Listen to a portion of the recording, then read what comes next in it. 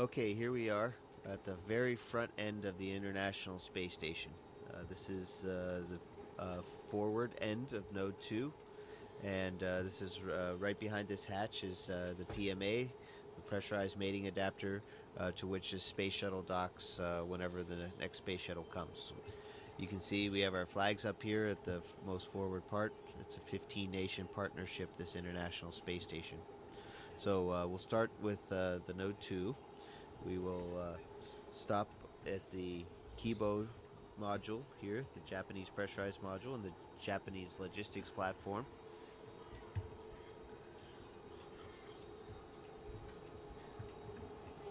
We'll stop back there in a second.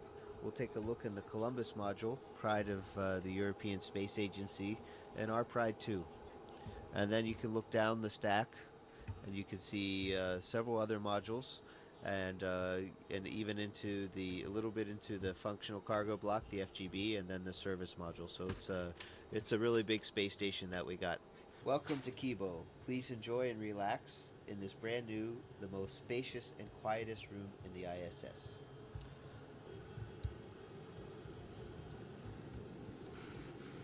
You can see here, this is the SIBO rack, which is for cell biology.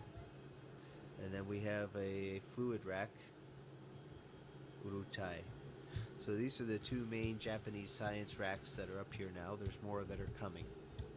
Let's take a quick look out the window before it gets dark outside.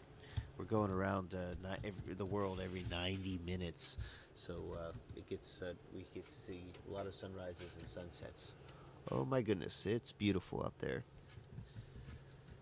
So this is looking out the port side of the space station, and we're actually also on the front side, so front port side of the space station.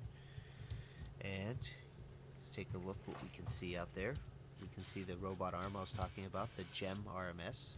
Those orange things are the solar arrays on the port side. And you can see we have a full set, and 15A STS-119 is going to be bringing up the last solar array on the starboard side. And take a look, there's our beautiful blue planet there.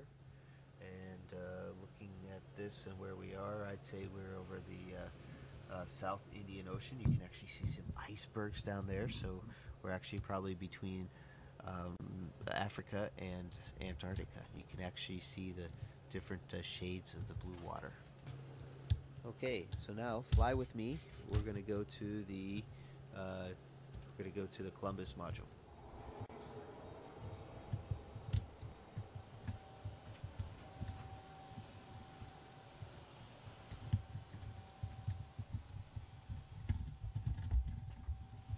Here we are in the Columbus module.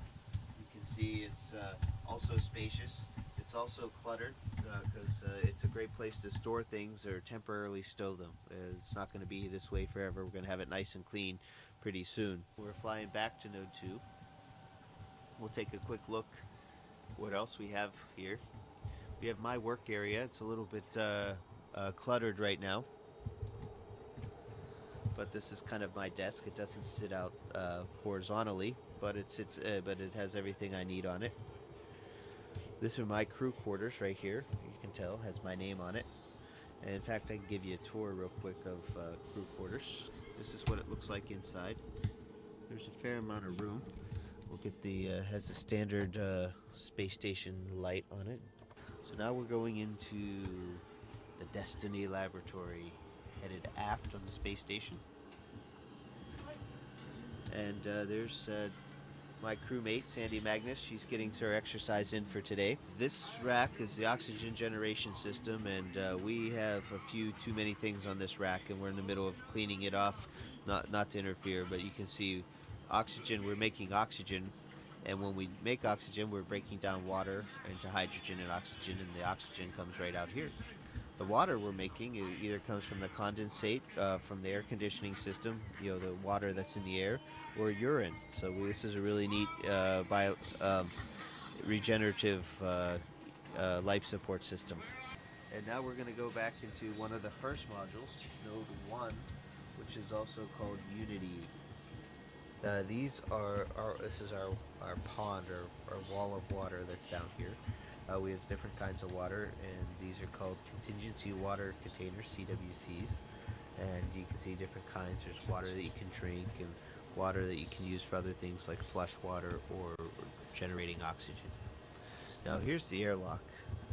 As we go, the Quest airlock. This crew lock is a hatch that goes outside into space. So you can see that hatch right there. In the meantime, we're kind of storing EVA related things here. You can see this is a safer, which is a kind of a jet backpack that we wear on the outside of our spacesuits in case we get separated from the spaceship. We can fly our way back in.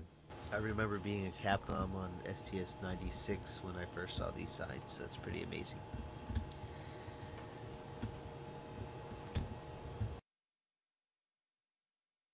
And we're floating into the Russian side of things. First and foremost, we are now in the pressurized adapter part of the functional cargo block. We call it the GA, and it's also a docking port down below. As you carefully look down below, you can see the hatches, and inside what you can see in front of us is the docking mechanism for the Soyuz. It's very compact and not a lot of room. Makes it very efficient. Now Yuri's been busy unloading the Progress. We just finished an EVA, so things here in the functional cargo block are very functional right now and very cargo-y. So you can see things are just really full here in the FGB. As we leave the FGB here and go into the docking compartment. Docking compartment is another one of those vertical looks, and it's a kind of a misnomer. It's not just docking compartment, but it's also a airlock. So Yuri and I went out in these two spacesuits a few weeks ago and went into open space and had a spacewalk. Continuing on down through here, we'll stop here on the way back, is our Progress cargo vehicle. The Progress is a cargo ship, unmanned, uncrewed, nobody driving, and has the same kind of docking compartment. It's very much based on the Soyuz design, except it doesn't have any re-entry capability. And we're going to take a look outside. And this is the hatch that I opened up and went outside for a spacewalk, and we're looking aft on the space station. There's a ladder, some solar panels. We're looking at the service module,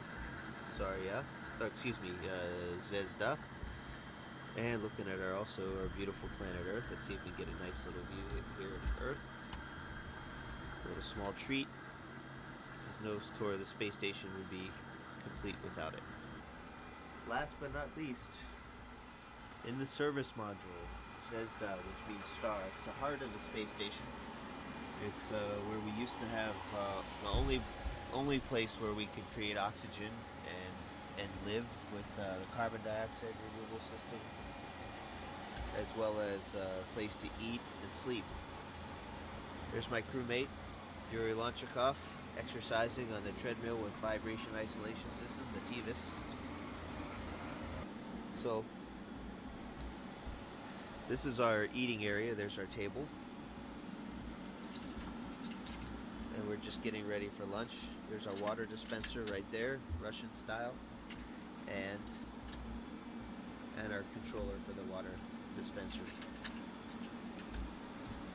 There's Yuri's room off to the side. You can see he has a sleeping bag right there hanging on the wall, and a computer right here so he can call on the telephone, write email, and read books, and relax in the evenings a little bit, because we have long days up here. This is a surprise visit that you guys are paying on us today, so things aren't cleaned up, but they're real. This is exactly how we work and live in space. And that'll wrap up the tour. This is the International Space Station.